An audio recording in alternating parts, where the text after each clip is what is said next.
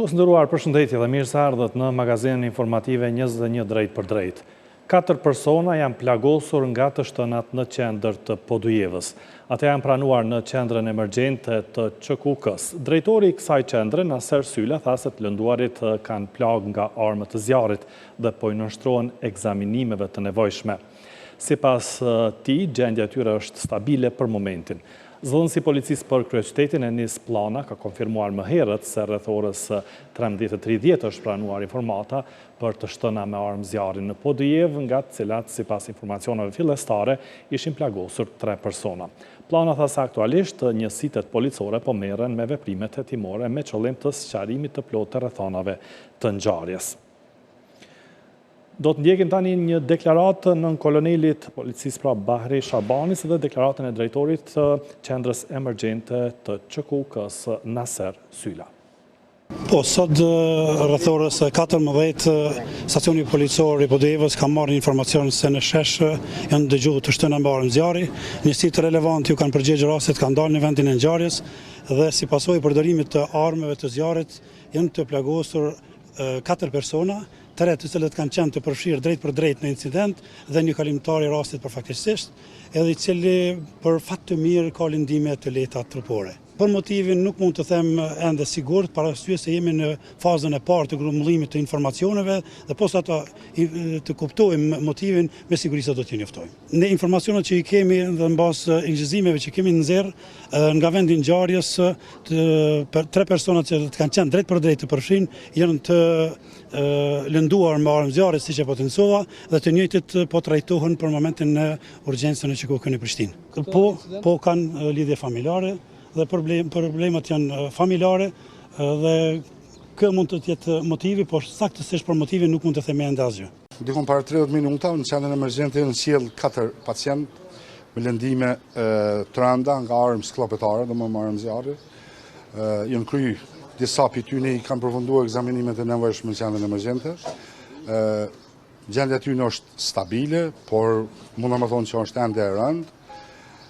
Njëri prej tyre që u dërguan në sallën operative ku ka punuar në ekipet kujdestare të anestezionit dhe të neurokirurgjisë, kurse 3 tjerë janë duke ekzaminuar dhe trajtuar në qendrën emergjente. A janë jashtë rrezikut për jetë? Thashë që gjendja e tyre është stabile, plagët janë me armë zjarri, gjendja është e rëndë, po për momentin janë gjithë stabile. Mosha është moshë mesatare, domethënë pa, për të 4 moshë mesatare.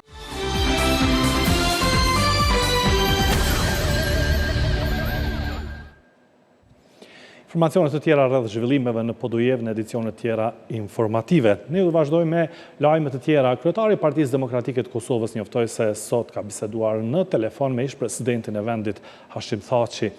Bedri Hamza tha se ditë më parë kishte folur edhe me ish-kryeparlamentarin Kadri Veseli.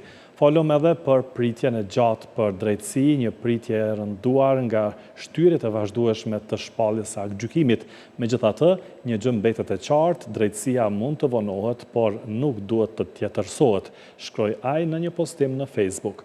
Hamza tha se Thaçit ja përcolli edhe besimin se më 16 shtator drejtësia do të vihet në vend.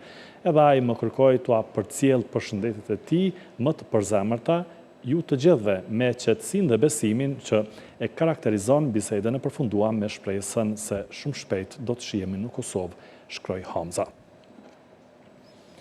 E njës të sistemit të drejtësisë e konsiderojnë shtyrjen e radhës së aktgjykimit në procesin ndaj ish-presidentit Hashim Thaçi dhe të tjerëve si një tjetër shkelje të drejtave të njerëzit. Ndërkohë, gjykata speciale e ka arsyetuar vendimin për të shtyrë shpalljen e aktgjykimit edhe për rreth 2 muaj me nevojën për të bërë një vlerësim të plotë, të drejtë dhe të arsyetuar të dokumentimit dhe provave të çështjes. Vendimi shumë pritur jo vetëm për 4 shënë UÇK-s, të cilët tash 6 vite po mbahen në dhomat e specializuara të Hagës, u shtyi sërish. Shpallja e aktgjykimit për Hashim Thaçin, Kadri Veselin, Jakub Krasniqin dhe Recep Selimin, 4 ish figura të UÇK-s u shtyi edhe për rreth 2 muaj të tjerë. Fillimisht, vendimi për 4 shënë UÇK-s pritej të jepej në muajin maj, më pas u zhvendos për në korrik, ndërsa tani është caktuar për datën 16 shtator, ora 10. Trupi gjykues shpjegoi se koha e nevojshme për kuvendimet ishte zgjatur në përputhje me rregulloren për shkak të vëllimit të madh të provave të marra dhe kompleksitetit të procesit gjyqësor dhe se kjo zgjatje përligjej nga nevoja për të bërë një vlerësim të arsyetuar, tërësor dhe të drejtë të dokumentacionit të çështjes. Ndonë se gjykata speciale shtyrjen e vendimit arsyetoi me kompleksitetin e lartë të çështjes dhe vëllimin të madh të provave, asaj nuk i prishi punës të sigurojë së paku 2 javë pushim për vete. Specialja pritet të jetë në pushim nga 27 korriku deri më 14 gusht. Ndërkohë, shtyrjen e shpalljes së gjykimit përfundimtar, kryetari i organizatës së veteranëve të luftës së UÇK-s, Hysni Gucati, po e cilëson si pengmarrje. Unë nuk e preftoj mundësinë kurrë që mund këtë edhe protesta, mund këtë edhe skalime dhe sene, po si të këto, kjo është e papranueshme ne, si shoqata të dolën nga lufta, me shtyrjen e tyre që 2 era 3 duke shtyr, duke zvaritur procesin gjyqësor verdiktin. Ata mbohen peng, që 6 vite, që mbohen 6 vite, që mbohen peng, padrejtisht. Zgjatja më tej me afatit për marrjen e vendimit final, nxiti reagimin edhe të kryetarit të Partisë Demokratike të Kosovës, Bedri Hamza. Ai tha se shtyrja e përsëritur e afatit për vendimin përfundimtar ndaj 4 së UÇK-s është konfirmim se gjykata speciale po vepron si një instrument politik në vend të një gjykate që udhëhiqet nga parimet e drejtësisë. Hashim Thaçi, Kadri Veseli, Jakub Krasniqi dhe Recep Selimi po vazhdojnë të mbahen peng i këtij procesi të padrejtë dhe të pafund. Para burgimit të rrxatur, u është shndruar atyre në një dënim të padrejtë dhe gjykata speciale, përveç se ka humbur besimin tonë dhe ka devijuar misionin e saj, po e thellon gjithnjë e më shumë, edhe pakënaqësinë e qytetarëve në Kosovë. Arsyetimi speciales për zgjatje të mëtejme të afatit, për marrjen e vendimit edhe nga njohësi çështjeve juridike, Anton Drecaj, po shihet si i papranueshëm dhe vazhdimsi e shkeljes së të drejtave të njerëzit. Volumi i madh dhe ku nevojitet koha e përkthimit. Ajo gjykat, para se të ngrit akt akuzën, ka qenë strukturuar, ka pas përkthyes, ka pas gjithë stafin administrativ dhe mbështetës që tjetë e përgatitur dhe nuk e ka bërë këtë punë. Andaj, ky argument bie poshtë. Ka filluar procesi, nuk kanë pasur kohë që është lënë kohë dhe hapësirë të mjaftueshme mbrojtjes së të akuzuarës që të përgatiten. Ish udhëheqësi të ushtrisë lirimtare të Kosovës u transferua në paraburgim në Hag në fillim të nëntorit 2020. Gjykimi nisi më 3 prill 2023, ndërsa faza paraqitjes së provave përfundoi në dhjetor 2025. Deklaratat përmbyllëse u zhvilluan në shkurt 2026. Akt akuza e dorëzuar në shkurt 2023 përfshin një sër akuzash për krime kundër njerëzimit dhe krime lufte. Të 4 të akuzuarit i kanë hidhur poshtë të gjitha pretendimet dhe janë deklaruar të pafajshëm që në paraqitjet e tyre të para në gjykatë në vitin 2020. Në përfundim të gjykimit, zyra e prokurorit të specializuar ka kërkuar që ata të shpallen fajtor për të gjitha akuzat dhe të dënohen secili me nga 45 vjet burgim. Besim edhe më tej në këtë temë për shtyrjen e shpalljes së gjykimit në çështjen gjyqësore ndaj 4 ish-kryetarëve të UÇK-s, flasim me kryetarin e OVL të UÇK-s, Fatmir Sopi. Përshëndetje Zoti Sopi. Përshëndetje juve. Atëherë Zoti Sopi, gjykata speciale pra ka shtyrë sërish shpalljen e gjykimit duke arsyetuar vendimin me vëllimin e madh të provave dhe kompleksitetin e çështjes. Si e vlerësoni ju këtë arsyetim të gjykatës speciale? Po t'ju them të drejtën, neve që jemi mësuar tani më me këto shtyrje, jemi mësuar me këtë stërzgjatje të këtij procesi maratonik, ma tepër ta quaj politik se sa juridik gjyqësor, dhe shtyrja e përsëri e këtij afatit për neve ka ngjall një dinjat të thellë, sepse kemi pritur se ky proces tani më të përfundoj dhe krerët e ushtrisë lirimtare të Kosovës t'i kthehen familjeve të tyre, shoqërisë dhe bashkëluftarëve të tyre. Kjo shtyrje neve na shtin të dyshojmë se gjatë gjithë atij procesi të gjatë që 6 vite, ai trup gjykues vetëm pas ka fjetur në atë gjykatore dhe nuk tek është marrë me çështjen e dëshmive dhe procedimin e provave materiale. Prandaj nuk e di si tani më, kur veç është pritur verdikti, tani më nuk ju kam mjaftuar kohë edhe 6 vite dhe tani kanë kërkuar dhe kanë dhënë vetës kohë shtesë që të shpallin verdiktin qak në vjeshtën e këtij viti.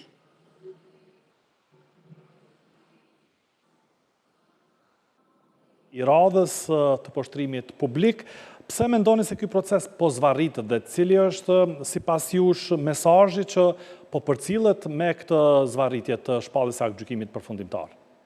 Po t'ju thënë të drejtën se kjo gjykatë ka deviju arsyen për çka është formuar, sepse kjo është formuar në bazë të një gënjeshtre të dikmartit, e cila ka qenë sponsorizuar nga Serbia dhe Rusia, dhe dështimi i asaj akuze për trafikim organesh, tani më këtë gjykatë e ka vënë në lajthitje dhe është duke munduar që ta arsyetoj veten, të arsyetoj gjithë ato fonde që janë shfrytzuar për këtë gjykatë, dhe qëllimi i zvarritjes është që të thjesht ta arsyetoj ekzistencën kaq të gjatë të kësaj gjykate, e cila ju e dini se është ushqyer me dokumente nga shteti armik nga Serbia dhe me dëshmitar të rrem, me akuza të fabrikuara dhe të gatuara në kuzhinat e inteligjencës serbe të UDBA-s, e cila ka qenë e disponuar armiqësisht ndaj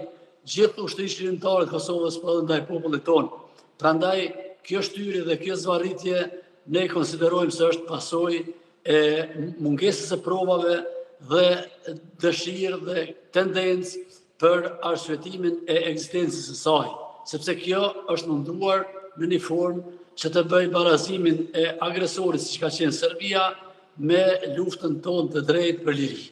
Pra, ju e thatë edhe tani, po keni thënë edhe më herët që ky proces është në shërbim të politikës së Serbisë. I përmend disa nga argumentet që e çojnë në këtë përfundim që pothuajse shumica e provave në gjykatën në Hag kanë ardhur nga Serbia, apo jo? Po, është e vërtet. Bile edhe pas përmbylljes së të gjitha dëshmive dhe të gjitha procedurave, shteti serb ka dërguar ende materiale të ndryshme të cilat prokuroria i ka dorëzuar në gjykatë dhe të cilat gjykata mendon të administrojë ato, edhe pse kishte përfunduar çdo gjë. Mandej, ju e dini se kredibiliteti më i madh i dëshmitarëve ka qenë i atyre të cilët kanë qenë dëshmitar okular dhe pjesëmarrës të drejtë për drejtë në luftën e Kosovës, siç janë përfaqësuesit e shtetit amerikan, siç janë përfaqësuesit e NATO-s, të cilët i kanë dhënë dëshmitë më serioze për atë periudhë dhe për krerët e ushtrisë shërimtare të Kosovës. Ne nuk besojmë se NATO-ja, Amerika dhe bota demokratike do ta përkrahte një ndërmarrje të përbashkët kriminale, e cila sipas këtyre akuzave pas ka kryer krime kundër njerëzimit. Ne vetëm kemi bërë detyrën tonë, kemi bërë luftën tonë për liri dhe falë drejtësisë, falë luftës tonë të drejtë, ne kemi fituar përkrahjen e gjithë botës demokratike, ndërsa për aleat të luftës kemi pasur forcën më të madhe ushtarake në botë, NATO. Po, zdisopi keni paralajmëruar edhe protestat, cilat, siç keni thënë, edhe mund të ketë përshkallëzim të tyre. Çfarë formash të kundërshtimit po planifikoni ndonse cili është qëllimi kryesor realisht i këtyre protestave që pritet të mbahen? Që thëmë të drejtën, ju e dini se kemi mbajtur protesta në Prishtinë, Tiranë, Shkup, në Strasburg dhe në vetë vendin ku ekziston kjo gjykatë në Hag. Dhe së fundmi domthonjë jemi në përgatitje të në bashkëpunim me miqtë tonë kroatë dhe vëllezërit tonë që jetojnë në Kroaci, një protestë në Kroaci, e cila është në 5 korrik. Përndryshe në hapat e ardhshëm që do të vinë, ne do të konsultohemi me shoqërinë civile, do të konsultohemi edhe do të marrim vendime në bazë të vendimeve që merren nga organet tona, sepse ne kemi një kryesi, kemi këshillin drejtues, kemi kryetar të degëve dhe degët tona me të cilët ne bashkarisht për çdo hap eventual ne do të konsultohemi me to. Zdisopi, a mund të ndërlidhet shtyrja e gjykimit me situatën politike në Kosovë? Vendi ende nuk i ka të formuar institucionet e reja, ndonse nuk do të duhet të ndërlidheshin këto procese. Po, kjo na bën që të dyshojmë se i tëri ky proces është proces politik dhe jo juridik, e thash në fillim, sepse më shumë na çon mallin në një proces politik, sepse çdo lëvizje që po bëhet politike edhe në Kosovë, edhe në botë, po ndikon në atë proces të stërgjatur atje në Hagë. Prandaj ekziston edhe kjo mundësi që të kenë lidhje edhe me zhvillimet politike. Mirë po, në momentin që ajo gjykatë i ndërlidh provat e veta dhe vendimet e veta me qëllime politike, ne mendojmë se e humb kredibilitetin dhe e humb besueshmërinë si një gjykatë e pavarur dhe gjykatë e drejtë. Po, Zdysopi, një pyetje të fundit gjykuar sipas këtij procesi të stërgjatur gjyqësor, cilat janë pritjet tuaja për 16 shtator, a besoni se do të ketë akvendim lirues për ish-krerët e UÇK-s?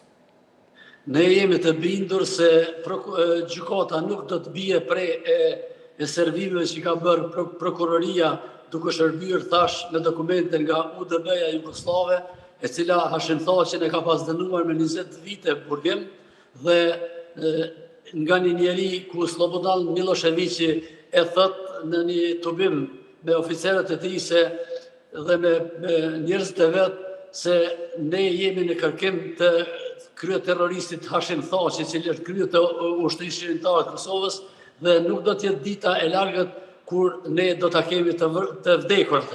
Prandaj një shtet i cili Hashim Thaqi dhe ushtrisë shërimtare të Kosovës e dën të vdekur, ne e dim se çka mendon.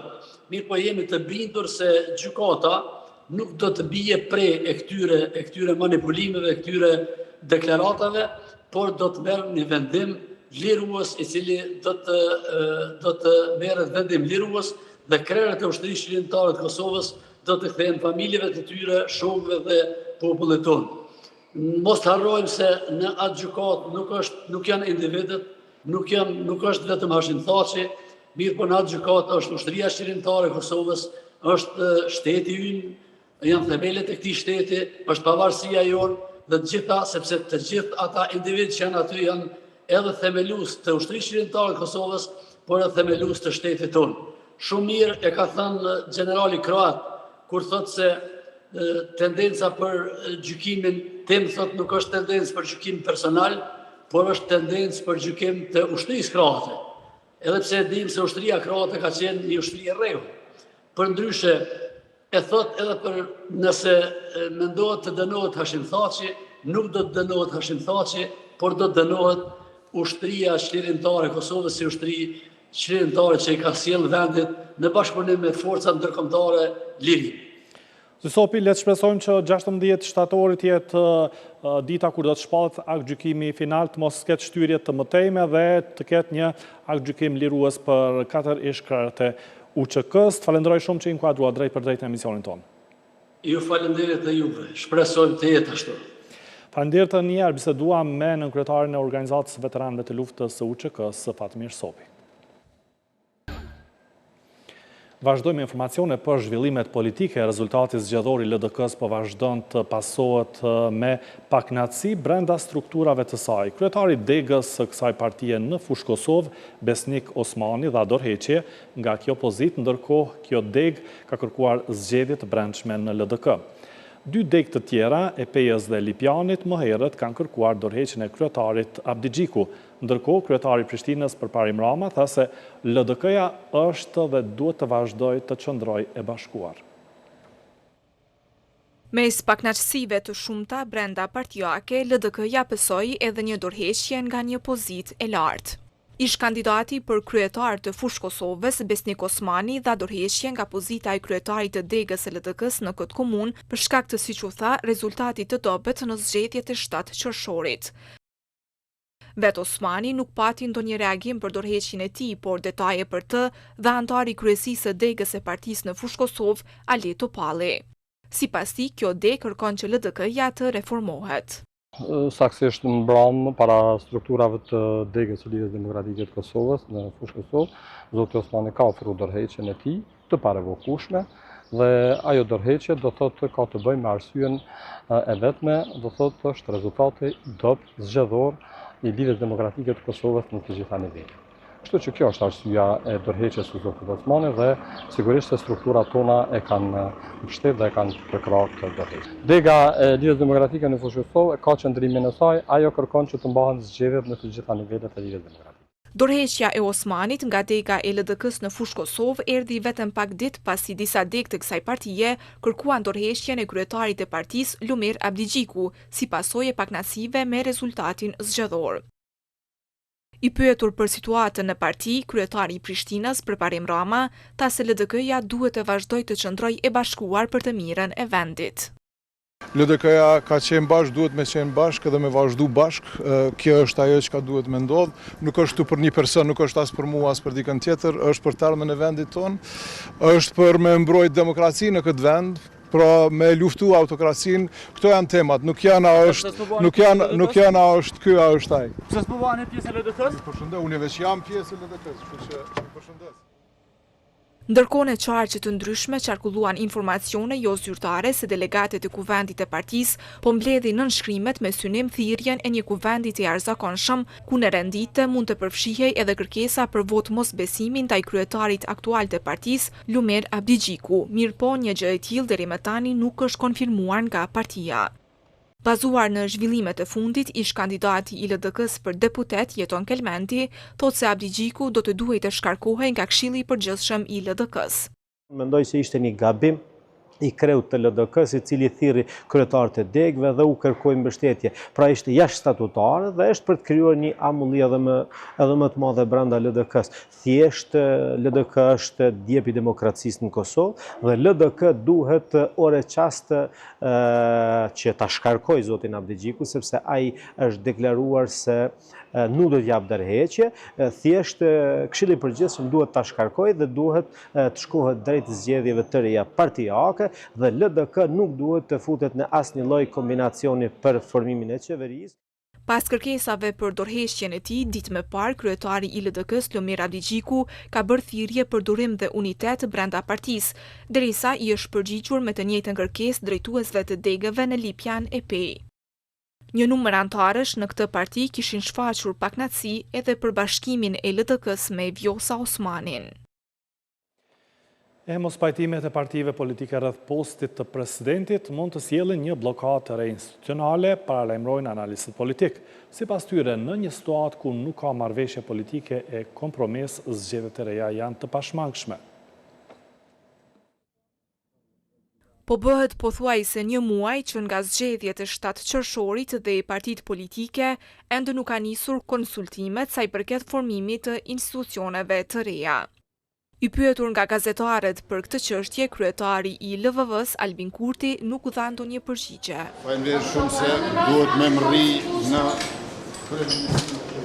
Ndërkohë partitë e tjera kanë shprehur gatishmërinë për një stabilitet institucional, por kanë thënë se në asnjë formë nuk i nënshtrohen lëvizjes vetëvendosje, duke shtuar se barra për krijimin e institucioneve i bija asaj. LVV-ja ndërkaq bashkëpunimin me partitë ish opozitare e shet të nevojshëm vetëm për presidentin, për të cilin ka thënë se presin kandidat jo partijak. Lidhur me çështjen e presidentit, kryetari i Aleancës Ardian Gjini në emisionin Klik të Radio Televizionit 21 tha se kushdo që kërkon votat e AAK-s duhet i pranojë 6 kërkesat e saj, të cilat sipas tij janë të mirë të qytetarëve. Këto nuk janë për ne, nuk janë as për ministra, as për president, as për kur një pozicion tonin nuk janë.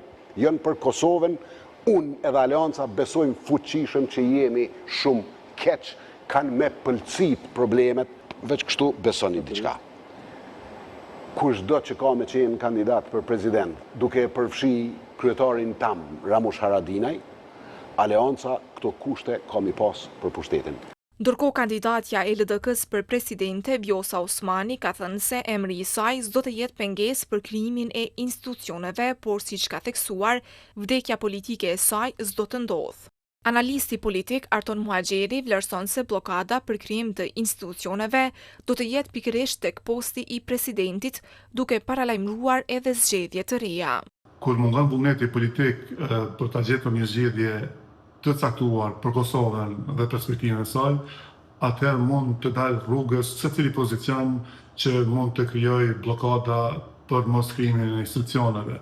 dhe i tillë do t'jetë edhe rasti me presidentin, i cili duke që do t'jetë derivati një blokade institucionale që po vije kryesisht nga mosgatishmëria e partisë së parë për të bashkëpunduar dhe për të gjetur kompromis me partitë e tjera opozitare. Dhe derisa e kemi këtë situatë, ne më shumë po shohim zgjedhjet e reja sa zgjedhjet e problemit të blokadës.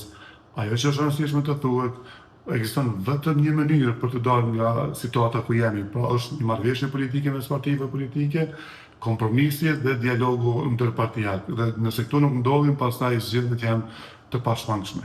Zgjedhjet e 7 qershorit u mbajtën pikërisht për shkak të dështimit të partive parlamentare për ta zgjedhur presidentin e vendit pas përfundimit të mandatit të ish-presidentes Vjosa Osmani.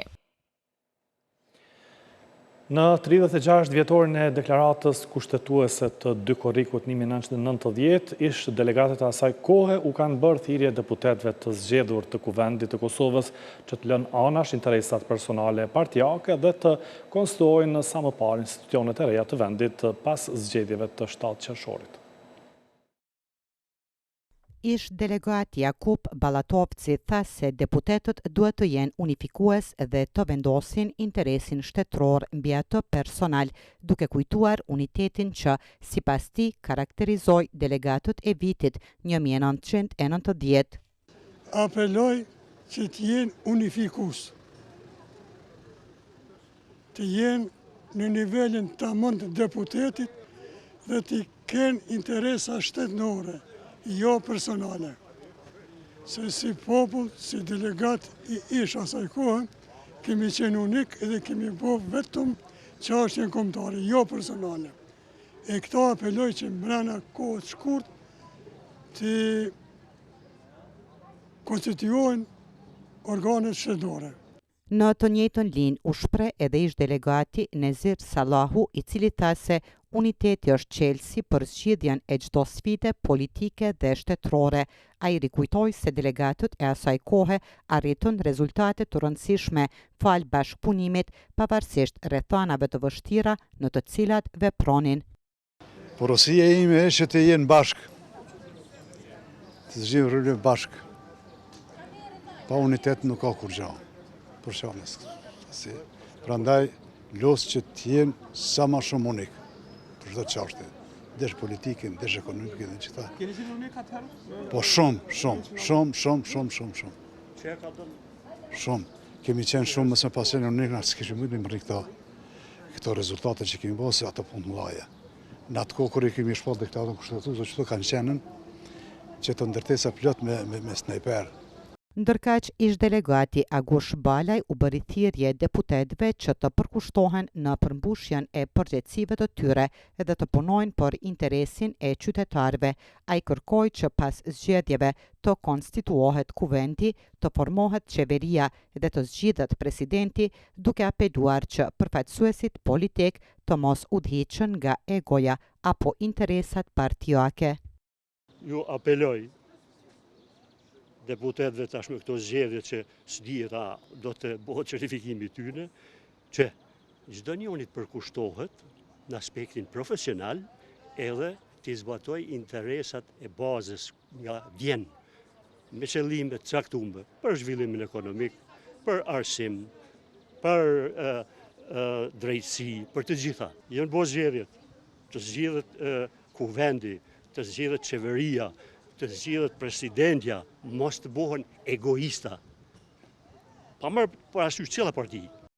Zgjedhjet e 7 qershorit janë mbajtur pikërisht për shkak të dështimit të partive parlamentare për ta zgjedhur presidentin e vendit pas përfundimit të mandatit të ish-presidentës Vjosa Osmani. Do të vazhdojmë tutje. Banka Qendrore e Kosovës ka paralajmëruar ngadalësim të rritjes ekonomike të Kosovës për si vjet dhe rritje të inflacionit. Këtë ka theksuar në raportin për 2025, të cilin e ka miratuar bordi BÇK-s të hënën, ndërsa më pas ai është dorëzuar kuvendit.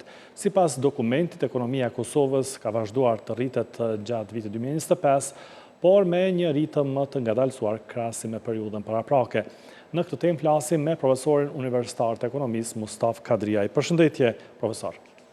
Përshëndetje me të gjej Ilir, ju ekipes dhe televizionit, po ashtu edhe të rishikuesve tuaj. Një faleminderit edhe herë për ftesën.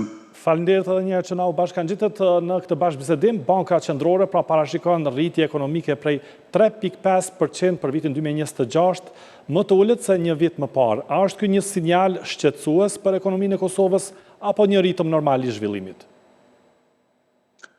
Unë përgëzdoj Bankën Qendrore, normal edhe gubernatorit që nuk është ndikuar nga politika ditore, por që ka parashikuar në bazë treguesve ekonomik një gjendje reale të ekonomisë së vendit, sepse kështu duhet të flasin ekonomistët dhe kështu duhet të parashikohet ekonomia për faktin që kur kemi një pasqyrë të saktë, pra dhe investitorët të marrin serioz së me thonë atë vend që atë investojnë apo jo. Pra, kur flasëm mbi këto shifra, vlerësoj që kjo duhet të jetë shqetësim për ekzekutivin e vendit, për qeverinë dhe kryeministrin në detyrë, por edhe kryeministrin e ardhshëm, që të ndryshojë kursin e veprimit politik në interes të sjelljes ekonomike, për faktin që nuk shkohet vetëm me këto deklarime, por kur flasim mbi bazën e ekonomisë do të veprohet me strategji, me politika ekonomike dhe duke i favorizuar investitorët që ata rrjedhimisht të ndikojnë në arkën e shtetit, në punësim, po ashtu edhe në mirëqenien ekonomike. Pra, jo të kemi do të thotë një çështje siç është sjellur deri më tani me politika sociale, pa janë shkaluar edhe politikat sociale, por do ta kemi qartë që së pari duhet të kemi investime, duhet të kemi biznese stabile, të fuqishme që të mbushet arka e shtetit, po ashtu të edhe punësimi të jetë më stabil, si nga ana pago, po ashtu edhe punëzënia, dhe kjo rrjedhimisht ndikon në mirëqenien ekonomike.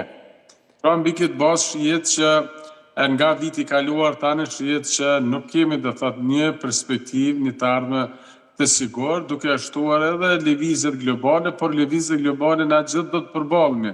Çdo herë sepse tash jemi pjesë e globalizimit, kështu që në këtë drejtim ne nuk mund gjithmonë fajin t'ja hedhim sjelljes globale, pra duhet të kemi politika vendore. Pra mbi këtë bazë duhet qeveria ardhshme të qaset më shtruar më drejt që të ndikon në uljen e inflacionit, në rritjen bruto produktit dhe kjo ndikon duke rritur eksportin. Pra edhe raportet tregojnë që për fat të mirë Kosova ende nuk po mund ta ndryshon raportin eksportin par. Pra gjithmonë kemi një deficit në eksport, kjo tregon për një rendim ekonomik që ajo i bën që me ngulfat prodhimin vendor. Po, përmendet inflacionin i cili mbas të këtij raporti pritet të arrijë mesatërisht në 6.7%, sa do ta godas kjo fuqinë blerëse të qytetarëve dhe cilët sektor pritet të ndjejnë më shumë këtë rritje të çmimeve?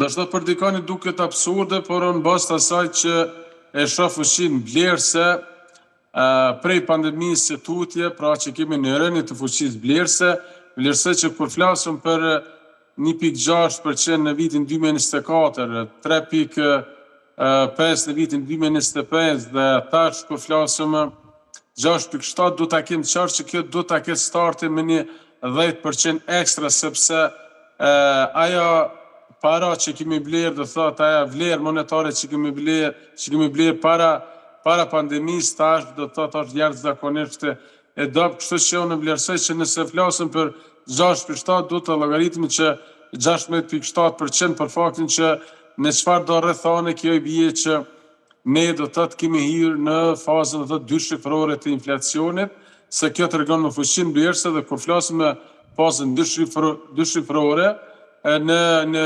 ekonomi inflacioni quhet një hiperinflacion, që këtu i bie që këto ka dozat e hiperinflacionit që qeveria duhet të merë masa ekonomike që ta ulë inflacionin për faktin që fuqia vlerës monetare çdo ditë më shumë është duke rënë si rezultat që po ndikohen nga importi, që tash me atë fuqi vlerës çfarë kemi po përballet, do thotë qytetari dhe shporta konsumit të qytetarit çdo ditë, që në këtë drejtim qeveria në ekonominë e tregut vetëmi mekanizm relevant që duhet mirët është përmes taksa dhe tatimeve si në dogan, po ashtu edhe në përgjithësi në të VSH, në të gjitha tatimet që me një mënyrë të favorizohet prodhime vendor që s'pako ta mbush konsumin vendor, prodhime vendor, po ashtu nëse mund të bëjmë prodhim edhe për eksport, kjo do të ishte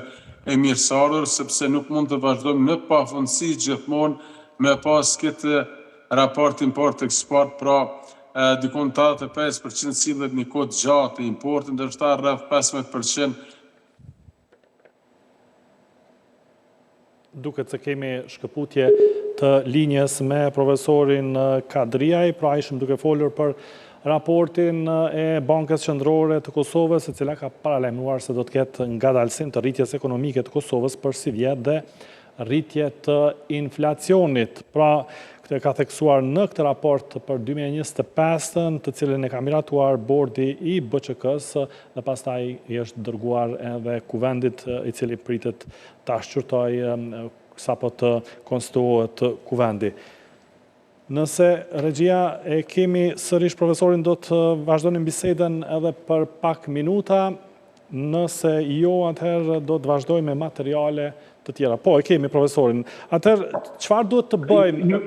Po, profesor, cilat do duhet të ishin hapa? Nuk kërkoj falje, nuk e di thjesht teknika, internetin. E kuptueshme. Po, e shumë duke biseduar që si duhet të ndryshohet e raporti import-eksport. Pra, vetmja mënyrë që duhet të qaset qeveria e ardhshme, tash ku flasim, që do t'i qaset përmes taksa dhe tatimeve duke favorizuar prodhimin vendor, pa cënuar direktivat e tregtisë së lirë, pra të organizatës botërore të tregtisë, edhe pse nuk jemi ne antar, por si të shoh ne i përmbahemi me ato, si me thënë, me ato lidimin që ne një të ardhme logarismë që të t'jem pjesë dhe kësaj organizate, po ashtu ne funksionojmë mbi bazën e ekonomisë të tregut të lirë, pra vetmja mundësi dhe vetmja arbitër që mund të marrë qeveria aktuale është që të favorizoj biznesin vendor, prodhimin vendor përmes taksa dhe tatimeve, duke bërë me konkurent në raport me importin që po na ngulfaq çdo ditë.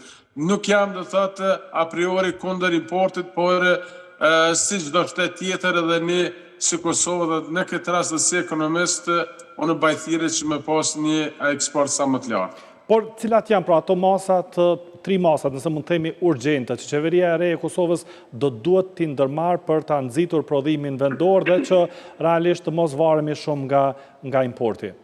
Po, unë vlerësoj që qeveria përveç që thash taksa dhe tatimet, cilat do të ishte një, si me thonë, një hap që do të relativizon të një investitor të jashtëm, pa marrë parasysh, po ashtu edhe një investitor të brendshëm që kemi prodhim vendor që ai do të thotë potencialisht të jetë eksporte, një eksportues në fakt potencial prej Kosove, kjo është do të ishte e mirësardhur, pra këtu kemi thotë mungesat e investimeve që do të ndryshoj qasin qeveria aktuale, do të kemi do të thotë investime, politikat ekonomike do t'i shoh të thotë jo në prizmën afat shkurt, por minimumin atë afat mesëm, thot 5 deri në 10 vite, që të dimë se çka do të parashikojmë për këto vite, cilat do të jenë prioritetet e Kosovës, ku do të investoj, ku do të jepet do të thotë si mundësi,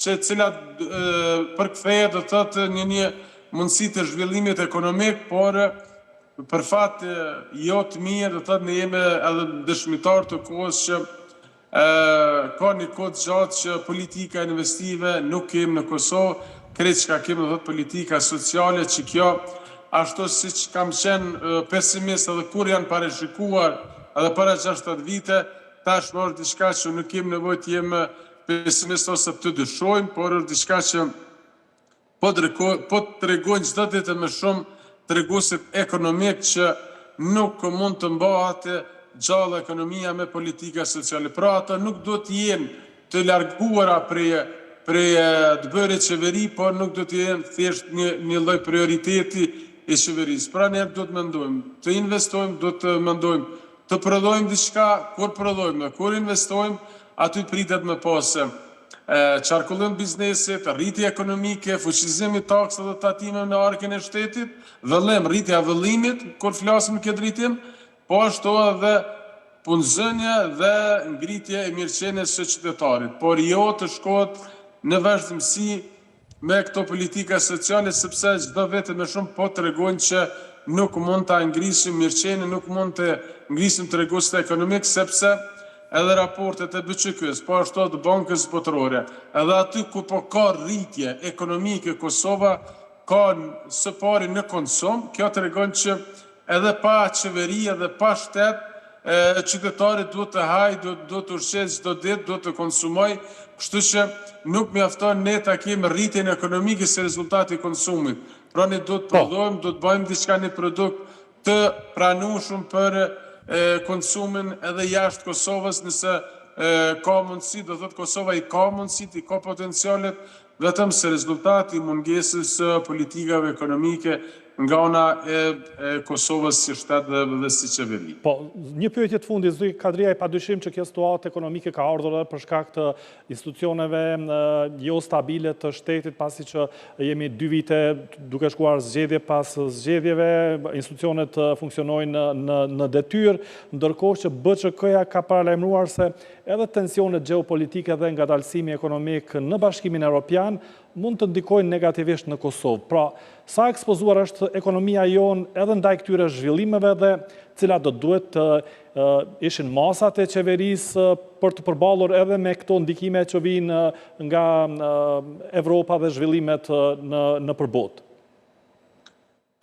Unë përmenda në fillim i lirë që ne nuk mund të ikëm rrjedha globale dhe është kja i ka edhe anën pozitive dhe negative, po nëversoj më shumë anën pozitive që jem pjesë e trendeve globale, jem pjesë e familjes së madhe botërore, si nga ana politike dhe ekonomike, por në këtë drejtim ne nuk mund të shfaqsojmë vetveten, nuk mund të shfaqson qeveria Kosovës vetveten, vetëm se ka dhe trend global, pra secili shtet i ka politika të veta dhe secili shtet i favorizon prodhuesit vendor që ta stabilizon inflacionin dhe me një farë mënyrë ndikimin në shportin e konsumit. Pra, nuk është çdo herë do të thotë ne të tentojmë ta gjejmë me një farë mënyrë fajtorin, por duhet të jemi do të thotë të përgjithshëm, duhet sepse institucionet janë demokratike, zgjedhjet janë demokratike, mirën përgjithësi dhe duhet të ketë përgjithësi çdo kryeministër që merr mandatin për të qeverisur. Pra nuk duhet të ikë përgjithësisht qeveria e jashtme e Kosovës dhe kryeministri i jashtëm, por duhet të merr përgjithësi, duhet të merr shtruar dhe duhet ta ndinë veten kompetent që me dal nga kjo vorbull, nga kjo krizë e inflacionit që po na kanoset çdo ditë. Më vlerësoj që këto inflacione më shumë ka dozën më të madhe ka si rezultat që nuk kemi institucione stabile dhe nuk kemi politika ekonomike. Për fat jo të mirë i lirë, Kosova jo vetëm prej pandemisë, po Kosova ka, do thot, vlerësoj që një 10 vjeçar Kosova nuk ka pas institucione ashtu stabile, do thot, edhe nëse kanë çu mandatin deri në fund, nuk ka pas, do thot, ashtu një stabilitet për një mendësi ekonomike, por me një lloj presioni më shumë politik, që kjo po dëmton çdo ditë më shumë anën ekonomike. Që përderisa do ta kenë qartë çdo leadership, çdo kryeminist, pa ju kthy çastit së fuqizimit dhe interesit ekonomik, ne nuk mund të pavarësohemi as politikisht në nivelin ndërkombëtar dhe nuk mund ta stabilizojmë vetveten dhe nuk mund ta ngrisim imazhin ton si shtet dhe si ekonomi pa fuqizuar ekonominë e vendit. Pra edhe një investitor i jashtit, edhe një turist i jashtit, ai nuk mund të takohet as me kryeministrin dhe as me deputetët dhe politikanët tonë, por ai e sheh çka shifet në teren. Pra, momentin që sheh do thotë diçka jo në rregull, për atë është një mozaik i qartë se çfarë shteti është duke qëndruar dhe në një farë mënyrë e jep një imazh jo të mirë të shtetit të Kosovës. Pra, qeveria tani tutë do t'i kthehet interesit ekonomik, cilat do të ndikon edhe një diplomaci, edhe një siguri, edhe kudo tjetër, sepse kështu kanë vepruar edhe shtetet tjera, kështu kanë vepruar edhe sot shtetet që janë më të fuqishme në nivel global. Po, le të shpresojmë fillimisht që do të formohen sa më shpejt institucionet e Kosovës dhe pastaj të ndërmerren hapat e duhur që të ketë ringjallje ekonomike. Të falenderoj shumë që inkuadrua drejt për drejt dhe bëm këtë analizë rreth këtij raporti të BÇK-s. Faleminderit shumë, respekt, mirupafshim. Faleminderit edhe një herë. Biseduam me profesorin universitar të ekonomisë Mustaf Kadriaj, pas pak do të vazhdoj me lajme nga rajoni. Nderuar shikues, për informacione më të reja vizitoni edhe portalin tonë rtv21.tv. Ju falenderoj për vëmendjen, mirupafshim.